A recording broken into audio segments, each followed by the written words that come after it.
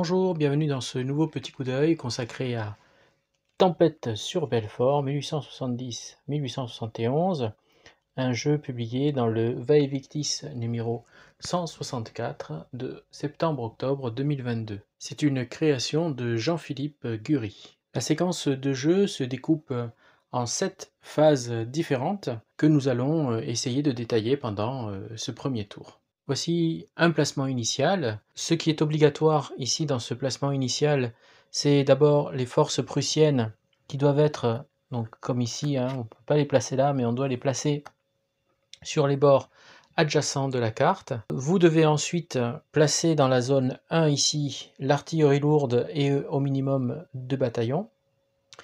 Vous avez ensuite l'obligation de placer dans les zones 2, 3 et 8 une unité d'artillerie et au moins un bataillon.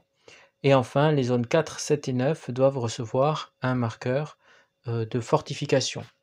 Donc les zones sont marquées comme ceci. 12, 27. Le plus 1 est un bonus. Et vous avez des zones sans bonus. Vous avez des zones où l'on place donc là il y a un bonus aussi. Les fortifications. Voilà, donc vous avez des unités, donc des bataillons ici d'infanterie, et puis l'artillerie. L'artillerie lourde est-elle signalée par ici le 6 dans un cercle rouge. Commençons la séquence de jeu.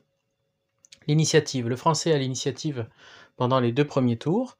Le prussien l'aura jusqu'à la fin ensuite de la partie. Nous allons d'abord déterminer les points de ressources pour le tour. Alors je les ai préparés. Le prussien reçoit 8 points de ressources à chaque tour. Ces points de ressources nous permettront diverses actions pendant la partie, comme activer des bataillons, ou bien établir des fortifications, ou bien remettre en état des bataillons.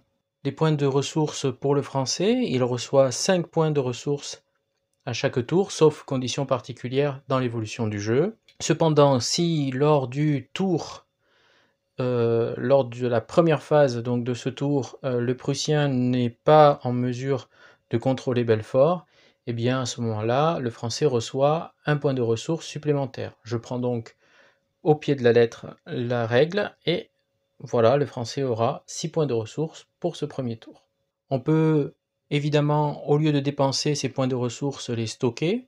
Je vous renvoie vers la règle, alors je ne vais pas faire un rapport détaillé de la règle, mais juste vous montrer les phases de jeu et la mécanique.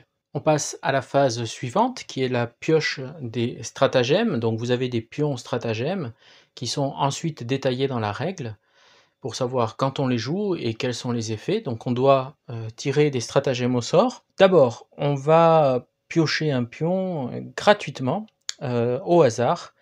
Donc on va commencer par le français. Donc on y va, on tire au sort un stratagème. Donc ils sont recto verso. En voici un. Donc maladie. Et de l'autre côté, froid glacial. La couleur est différente, soit rouge, soit noir. Noir, on le remet dans la pioche. Rouge, on l'élimine définitivement si on l'utilise. Donc je vais le laisser là. Le prussien va tirer à son tour un stratagème. Pareil, même méthode, au hasard. Donc, hop, nous avons ici indiscipline ou bien désertion. Donc pareil, on va le mettre de côté. Pour le prussien, à ce moment, le français peut, s'il le désire, dépenser un point de ressources pour acheter un stratagème. De même pour le prussien. Moi, je me contente de ces 2 stratagèmes tirés, l'un pour le français et l'autre pour le prussien. On peut décider de ne pas utiliser les stratagèmes pendant le tour. Je vous renvoie à ce moment-là sur la règle, elle est très claire là-dessus, elle vous expliquera quoi faire et comment le faire. On passe ensuite à la phase de mouvement opérationnel, sachant que le prussien, même s'il n'a pas l'initiative, débute le mouvement opérationnel. Donc il s'agit en fait ici de pouvoir bouger les unités d'une façon un peu particulière, à ne pas confondre avec un mouvement ultérieur qui sera, lui, l'activation du bataillon. C'est à ce moment-là, si nous avions ici des unités dans le quartier général, que l'on peut les faire rentrer sur la carte. Mais là, nous n'en avons pas. Les renforts du tour 1 interviendront plus tard. Lors de cette phase de mouvement opérationnel, je peux bouger toutes mes unités comme je le désire, en respectant une règle fondamentale. Je ne dois pas m'approcher d'une zone, en fait, je ne dois pas être adjacent à une zone occupée par l'ennemi. Donc, un exemple ici, je ne peux pas aller là, pendant cette phase-là, parce que je serai, à ce moment-là, adjacent à ces unités qui sont là. Celle-ci, alors je l'ai positionnée là-bas pour vous montrer le mouvement possible, donc vous pouvez bouger jusque-là, puisque ici, vous n'êtes pas adjacent à des unités ennemies, donc vous pouvez aller là. Il existe cependant une exception à cette règle, si, comme ici, vous avez un bonus, ou bien si l'on trouvait une fortification, une tranchée, et bien à ce moment-là, on peut bouger. Donc ceux-ci peuvent aller là, mais ils s'arrêtent là. Pareil pour celui-là, en fait, j'aurais pu continuer et m'arrêter, puisqu'il y avait ici donc un +1. Là, il n'y en a pas, donc je ne peux pas m'approcher. Je pourrais faire ceci, ceci, et m'arrêter là. Pareil en haut, je peux tenter de bouger mes unités pour les amener là. C'est ce que je vais faire. Donc celle-ci, je vais la bouger ici et je m'arrête. Je vais bouger ces unités là et l'artillerie. Ah non, l'artillerie, je vais la laisser là parce qu'elle a une particularité en fait. Sauf la française batterie volante, eh bien l'artillerie ne peut faire feu que à partir d'endroits fortifiés ou bien situés dans un fort. Donc ici, en fait, il vaut mieux que j'aille ça pour pouvoir bombarder si je le veux, ou contre-bombarder lorsque le moment sera venu. Il me reste à bouger les unités qui sont ici, ce que je vais faire et que je vais amener, alors là. Parce que là, je ne peux pas m'approcher, il n'y a pas de fortification, il n'y a pas de bonus, donc je vais me placer ici. C'est au tour du français, son mouvement opérationnel, eh bien, nous pouvons bouger des unités de la zone 1 vers n'importe quelle zone autour, en respectant bien sûr le même principe sur les unités adjacentes. Et puis je peux bien sûr bouger, si je veux, mes unités ici, mais je préfère attendre que l'allemand, enfin le prussien arrive. Je suis un joueur prudent. Nous passons à présent à la phase suivante, qui est la phase de bombardement. Il s'agit ici d'utiliser l'artillerie et de bombarder donc l'ennemi. La particularité, c'est que toutes les artilleries ne peuvent pas tirer aussi loin les unes des autres. Celle qui a le plus long rayon d'action, c'est bien sûr l'artillerie lourde, et qui peut aller jusqu'à 3 zones, au-delà de 3 zones, hein, par exemple ici 1, 2, 3. L'artillerie de campagne, qui a donc ici un petit symbole en noir, elle n'a que 2 zones. Alors on peut étendre, dans certaines conditions, on peut étendre donc le rayon d'action. Bien sûr, on reçoit un malus en échange. Alors le prussien choisit en premier, donc ici j'ai une seule unité. Est-ce que je peux tirer? Je peux tirer à 2 zones, donc 1, 2. Attention, il y a un +1, donc je ne peux pas ici, avec mon artillerie allemande prussienne, tirer, tout simplement parce que il ne fait pas de tir donc indirect. Donc cette unité ne peut pas tirer pour l'instant. On passe donc cette fois-ci au français, qui lui peut tirer s'il le désire, donc il peut bombarder avec toutes ses unités d'artillerie, donc par exemple ici, on peut tirer jusqu'à 3 zones, donc 1, 2, 3, et le français lui ignore totalement la règle du +1, hein. Lui il peut tirer par-dessus puisqu'il pratique le tir indirect. Donc je peux tirer avec celui-ci, avec celui-ci, avec celui-ci, celui-ci, celui-ci, presque tous, du moment que l'ennemi est à portée. Donc on va commencer par l'artillerie lourde, et on va tirer eh bien, sur ici, là, ceux qui se rapprochent. Sachant bien sûr qu'une zone peut être bombardée à plusieurs reprises pendant le tour. C'est ici qu'intervient la possibilité pour celui qui est bombardé de contrebattre. Bon là, j'ai pas l'occasion puisque je n'ai aucune artillerie prussienne à portée. Donc on passe directement au bombardement. Donc je vais lancer un des 6 sur la table de bombardement et je vais tenir compte donc des bonus ou des malus.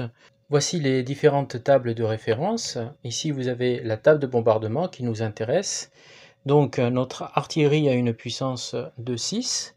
Je vais donc lancer le dé sur cette colonne. Et attention, artillerie lourde, donc plus 1. Si j'étais à courte portée, mais là ce n'est pas le cas, je ne tire pas sur la zone adjacente. Et moins 1 pour un tir à longue portée, mais là je ne fais pas de tir à longue portée. Donc je lance et je vois le résultat. Vous pouvez retrouver ces tables sur le plateau de jeu, ce qui est un plus lorsque l'on joue. Lançons le D6. Résultat de 5. Donc 5, donc plus 1. Donc on regarde 4 touches. Les touches vont être appliquées les unes après les autres immédiatement, sachant que l'artillerie ne peut pas éliminer des unités. Donc ici, celle-ci va être donc diminuée, celle-ci aussi, et on revient donc sur une touche, la 4e, sur donc celui-ci, et on va lui mettre un épuisé. Sachant que s'il y avait eu une fortification, la fortification se prenait une touche. L'artillerie lourde ayant tiré, on la retourne.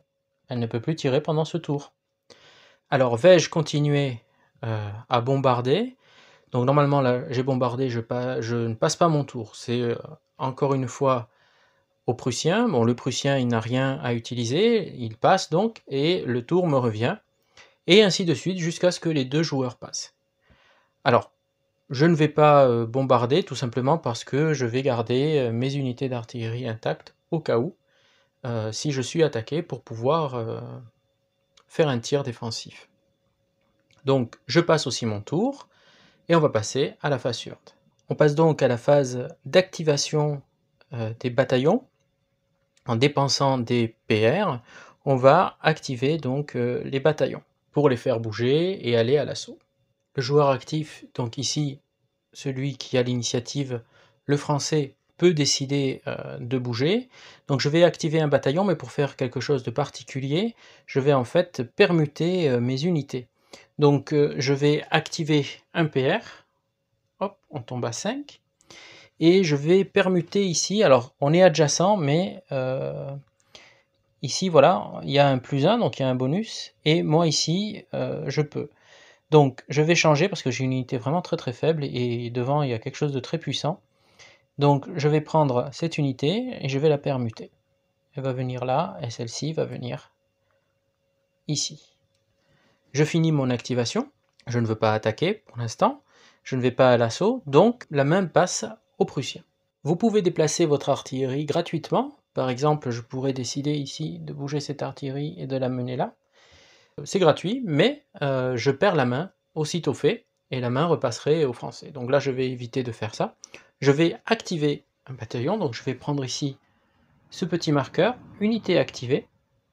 Je vais activer toute la zone pour un PR, et je vais venir me placer ici. Alors, normalement, la règle dit qu'on ne peut pas se déplacer dans une zone adjacente où il n'y a pas de... Donc ça, c'est pour le mouvement opérationnel.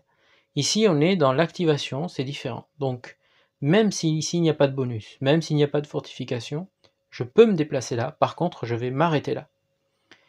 Donc, j'y vais, j'avance. Donc, je vous les mets comme ça pour que vous voyez tout le monde. Voilà, avec donc unité offensive.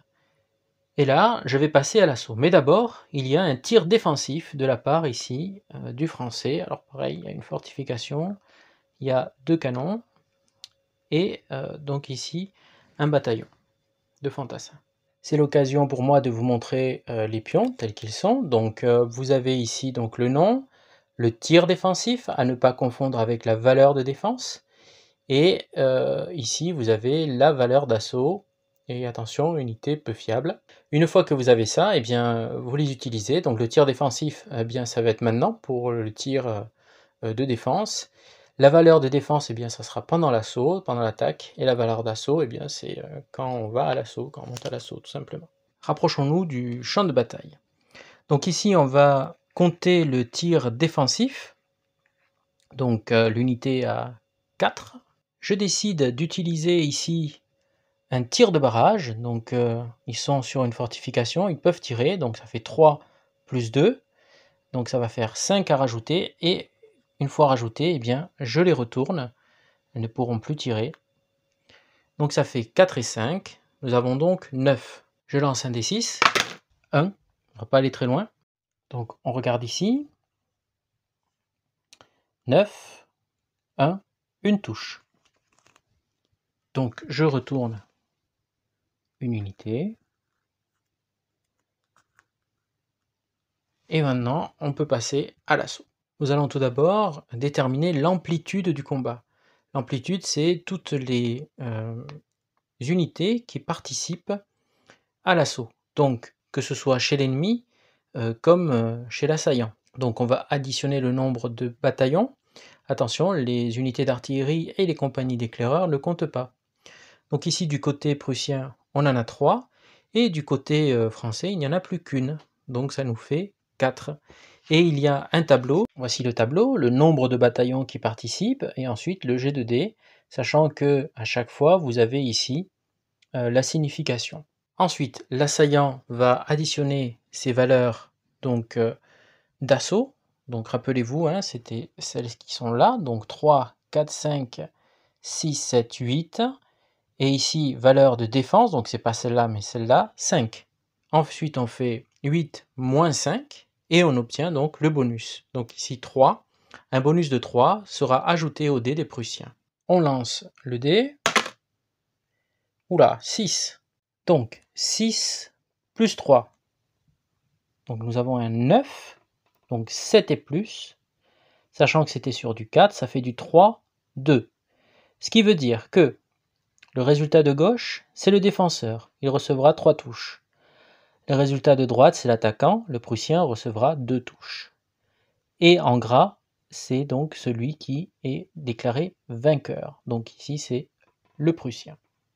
On va les appliquer. On applique donc 3 touches pour le Français.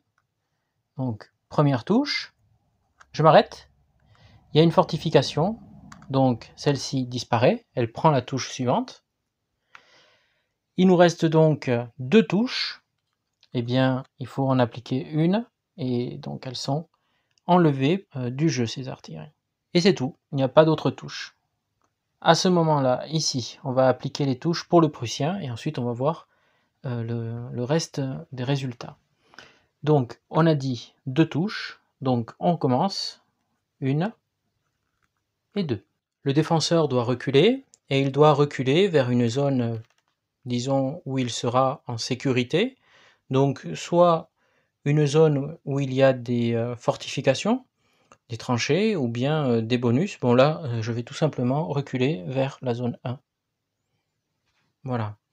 L'attaquant pourrait donc avancer, mais il ne peut pas avancer parce qu'ici, il n'y a pas de zone. C'est une zone adjacente et il n'y a pas de bonus plus 1, il n'y a pas de fortification, il n'y a pas de tranchée, donc il reste là et il ne bouge plus.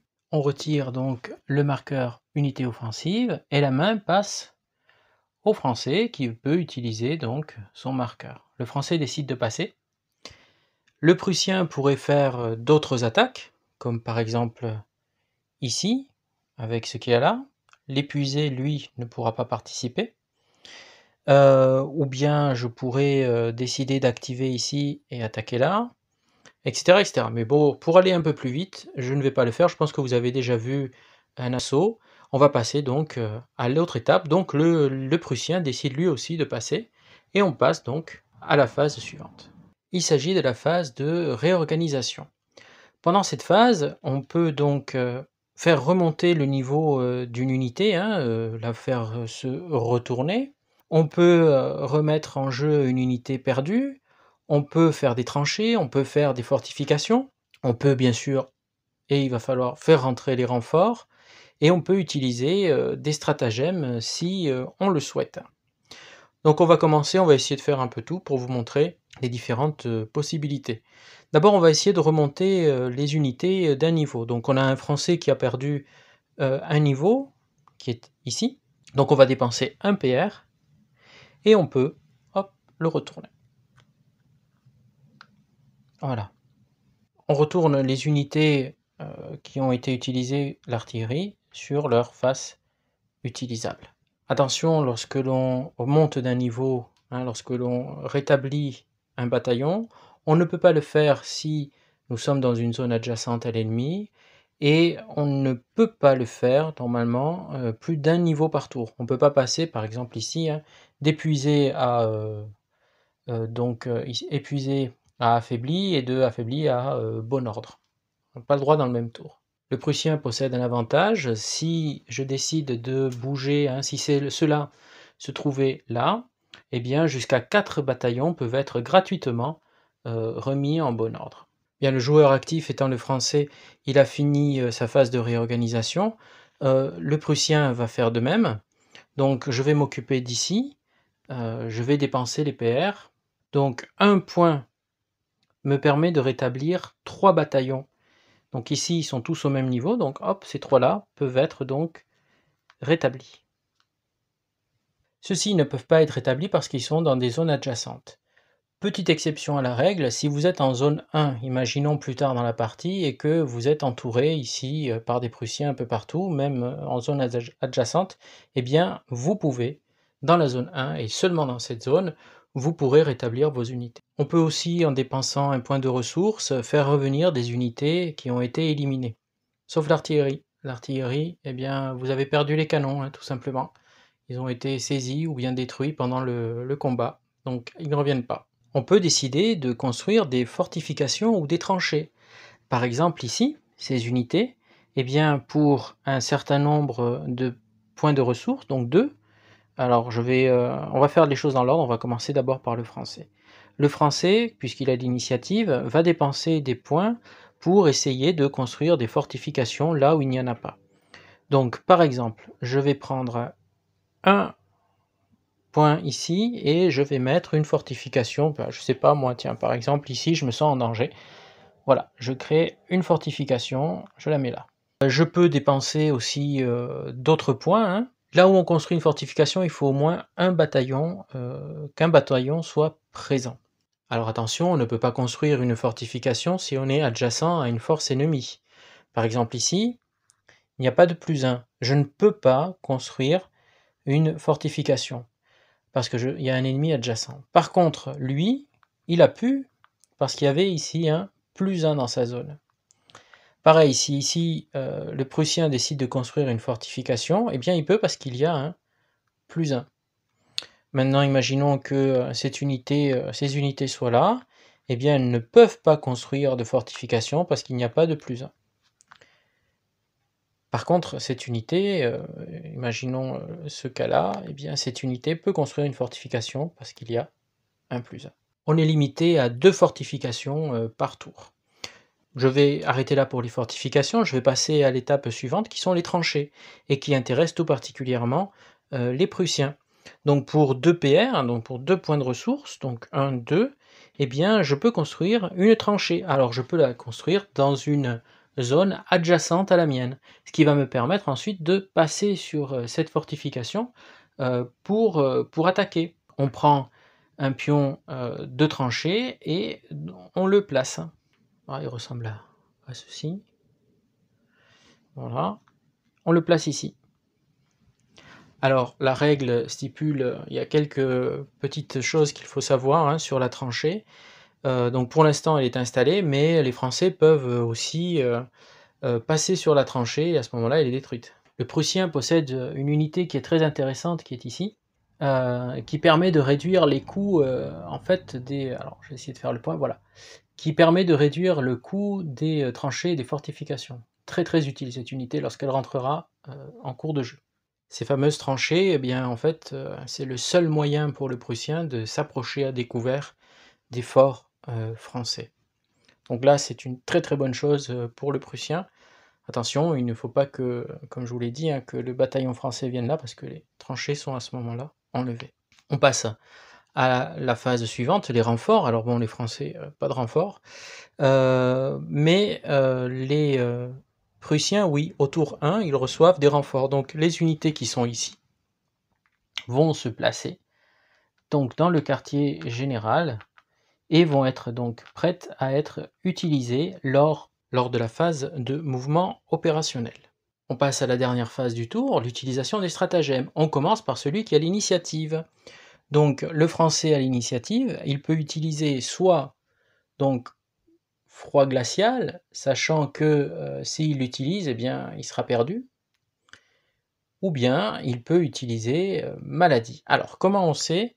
Eh bien, il y a dans le livre des règles, voilà, vous avez les différents stratagèmes et ce qu'ils impliquent. Pareil pour le prussien. Alors si je décide d'utiliser eh bien, froid glacial, eh bien, le prussien va perdre 4 points de ressources, le français 2 à la phase B suivante. Ça peut être intéressant. Ou je peux utiliser maladie, donc 3 bataillons prussiens sur la carte perdent un niveau d'état et ne pourront pas être remontés lors de cette phase. Le français choisit les bataillons atteints dans 3 zones différentes. Eh bien moi ça m'intéresse. Je vais utiliser donc le pion ici, maladie. Alors s'il veut bien faire le point, bon c'est pas grave, vous le voyez de loin. Voilà, donc maladie. Je vais choisir, donc je peux les descendre d'un niveau. Eh bien, oui, bah, ceux-là, hein, ceux-là m'ont l'air... Hop, donc 1, je choisis celui-ci. Voilà. Ensuite, je vais choisir celui-là, non plutôt celui-là, voilà, et un dans cette zone aussi, voilà.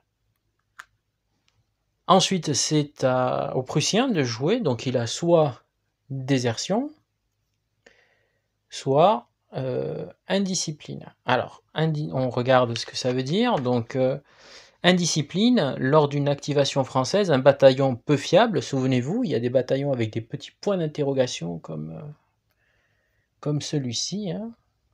Voilà. Eh bien, ça, ils sont peu fiables, eh bien c'est là que ça rentre en lien de compte. Donc ils refusent d'obéir. Il est considéré comme activé, mais ne participe ni au mouvement ou assaut éventuel. Ou bien, lors d'un assaut prussien, un bataillon peu fiable bat en retraite après la phase de tir défensif, etc. etc. Et l'autre, donc ça c'était indiscipline, l'autre qui était désertion, eh bien un bataillon du 56e RP est définitivement retiré du jeu. Et ça c'est très très très intéressant. Je vais jouer celle-là. Donc je vais jouer donc désertion. Ce jeton, je ne le remets pas dans le petit vase où j'ai mes pions. Je l'élimine définitivement. Et bien là, je prends au hasard. Ici, vous avez une unité du 57e, là aussi. Et bien, c'est celle-ci que je vais faire disparaître définitivement. Voilà. Elle ne reviendra pas. Le premier tour est donc achevé. On va passer au tour numéro 2 et on recommence donc la phase, sachant que l'initiative pour les 2 premiers tours, donc pour ce tour-ci aussi, est aux Français.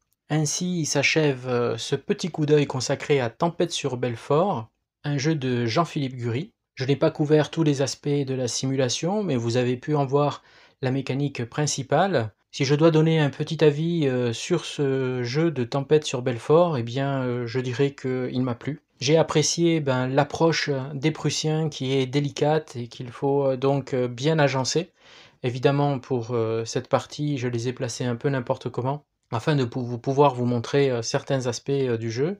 Il faut bien repérer le saillant français que l'on va attaquer, et pour le français, alors moi je suis resté inactif, mais vous pouvez, si vous avez le sang chaud, vous pouvez essayer de bouger les lignes prussiennes. Attention, à chaque fois que j'ai essayé de le faire, je me suis pris un revers particulièrement puissant par la suite. Puisque, comme vous avez pu le voir, hein, dans les renforts, ça monte en puissance petit à petit. En bref, j'ai bien aimé cette mécanique. Je ne sais pas si vous l'avez essayé, ce que vous en pensez. Alors j'espère ne pas avoir fait trop d'erreurs. Alors des erreurs stratégiques, ça, oui, certainement. Mais par rapport à la règle, j'espère ne pas avoir trop interprété il est toujours difficile, lorsque l'on apprend une règle, de bien pouvoir, regarder les tenants et les aboutissants, sans faire d'erreur. Je remercie d'ailleurs l'auteur qui a bien voulu répondre à quelques questions et voilà, je ne saurais que vous conseiller, de vous essayer donc à Tempête sur Belfort, 1870-1871 et si vous le faites, eh bien, qu'est-ce que vous en pensez? Et est-ce que vous avez, réussi, à tenir longtemps, avec les Français? Merci de m'avoir suivi, je vous remercie, pour les encouragements, que vous donnez régulièrement et puis, je vous dis à la prochaine.